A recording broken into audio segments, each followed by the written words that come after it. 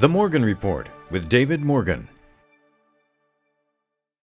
David Morgan with you for the week ending the 1st of September, 2017. Well, this weekly perspective, I'm going to start off with Wolf Richter, wolfstreet.com, and this is a very interesting article titled, Fearing Contagion, Russia Bails Out Bondholders in Its Biggest Bank Collapse Yet. Talks about what's going on here with the sixth largest bank in Russia, and I won't read it all to you. It's certainly worth looking up on the internet and reading the whole article. What I'd like to focus on is at the end of the article, it states, a bank bailout, privatizing profits, and socializing losses solves all problems. According to TradeWeb data, the bonds jumped according to the $500 million bond maturing in April 2019, which soared 34 cents on the dollar now that the central bank declared that bondholders will be made whole and that bank bondholders are sacred. So, not fair, and I'm not saying that Russia is a free market or any free markets really exist in today's world, but the idea behind a real free market is that it's commensurate with being able to win and being able to lose, and the market determines the winners and the losers without interference from anybody else, including governments. Not the case, has not been the case for a very long time, and obviously the whole 2008 debacle surrounded the too big to fail. Russia's no different here. Something to contemplate. Which side are you on? Are you on the side where the banks control everything, or are you on the side that will be bailed in, or at least being part of the socialized losses? Something to ponder seriously. The next one from CNBC on the economy. Failure to raise debt ceiling would be more catastrophic, quote unquote, than Lehman's collapse, according to the S&P. Spokesperson Jeff Cox wrote the article. Few think that Congress won't at some point raise the debt ceiling, which is a good thing because the consequences of not doing so could be disastrous. In fact, one economist said the scenario would be worse than the lowest point of the financial crisis, again referring to the Lehman Brothers 2008 failure. A failure to raise the debt ceiling would trigger a government shutdown, which in turn could lop $6.5 billion from the economy for each week it's allowed to continue. A disruption in government spending means no government paychecks to spend at the mall, lost businesses, and revenue to private contractors, lost sales at retail shops, and it goes on and on. Certainly something to contemplate. I'm certain that this debt ceiling will be raised. However, with the division between the blue and the red, the left and the right, whatever parameter you want to state it in, I think this will get pushed, and I think there could be some minimal shutdown, minimal meaning small in duration, but it wouldn't surprise me to see it take place for a few days, a week, something along those lines.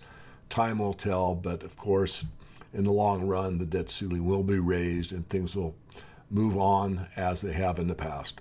Something very important this week from the Financial Times. Headline reads, 6 global banks join forces to create digital currency. This is something that some of us have been forecasting for some time.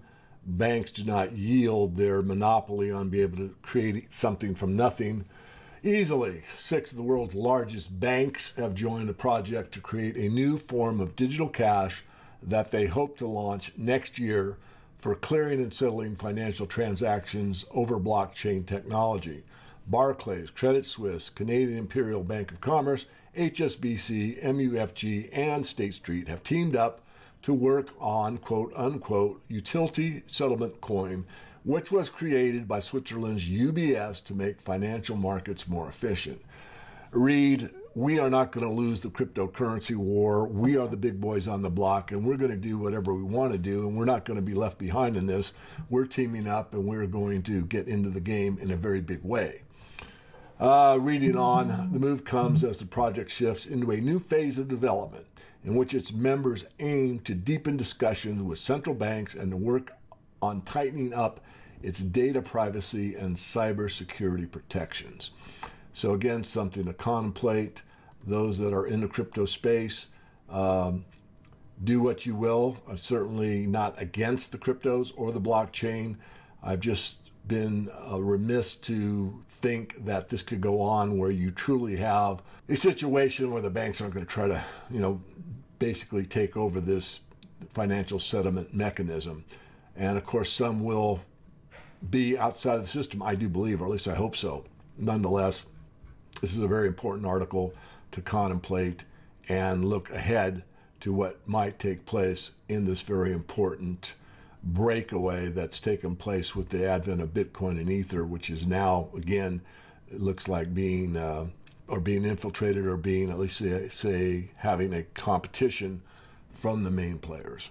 The next comment comes from Quartz India. This is a chart from India showing why no country should try demonetization, as most that follow my work and others certainly know about the demonetization from Modi's government basically outlawing the 500 and 1,000 rupee as illegal. And of course, this caused a huge disruption in the economy and basically really put the damper on economic activity throughout India and caused great disruptions. These charts basically show the slowdown in economic activity.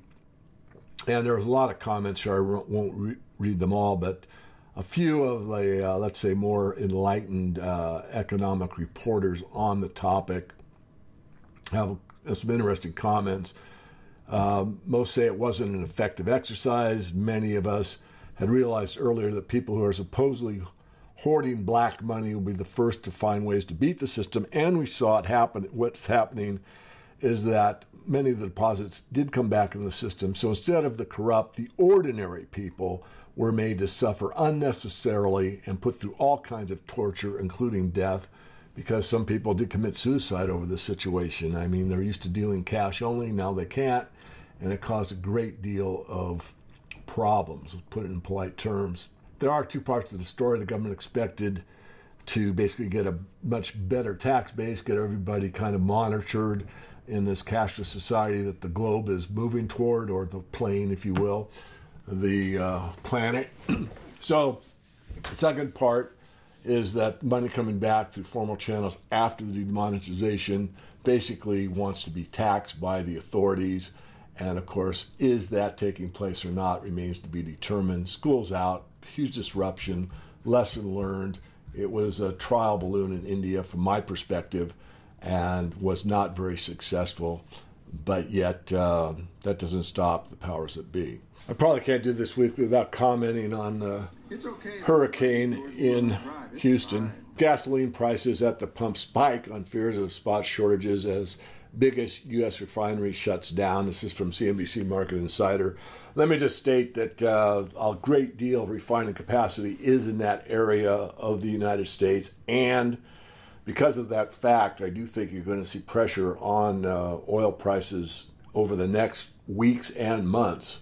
That remains to be determined, but it's certainly a devastating situation in that area, and it will have an effect in my view. Certainly, no one knows exactly, but I think we'll see, again, pressure to the upside. So for those in the area, we all wish you the best, and if you have the wherewithal to send some form of help, be it monetary or otherwise, to these people in that area, I certainly would suggest you consider doing so. And finishing up with the precious metals, after trading sideways for about the last 5 months, gold finally achieved a bullish breakout this week.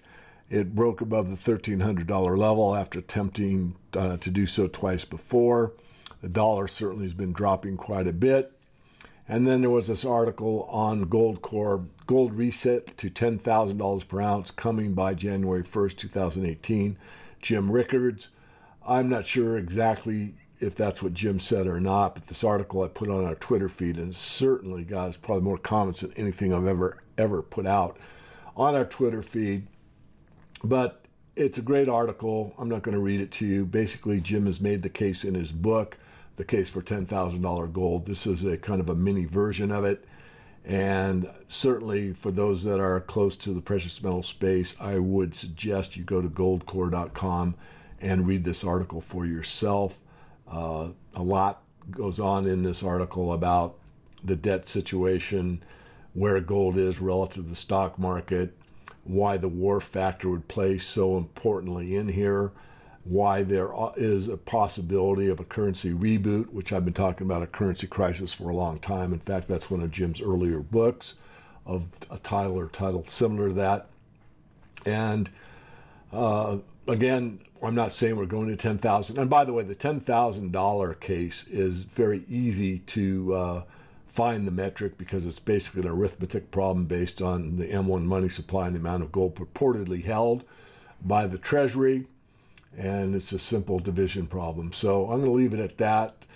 Gold has obviously made a breakout, and the underlying equities or mining shares are actually doing better than gold, which is a very positive sign for the overall market in the precious metals. Until next week, this is David Morgan, and please let your friends and families, etc., know about this podcast, themorganreport.com on iTunes, and I think you can just Google The Morgan Report podcast on an Android and find it. Thank you for your attention. I'll be back with you next week.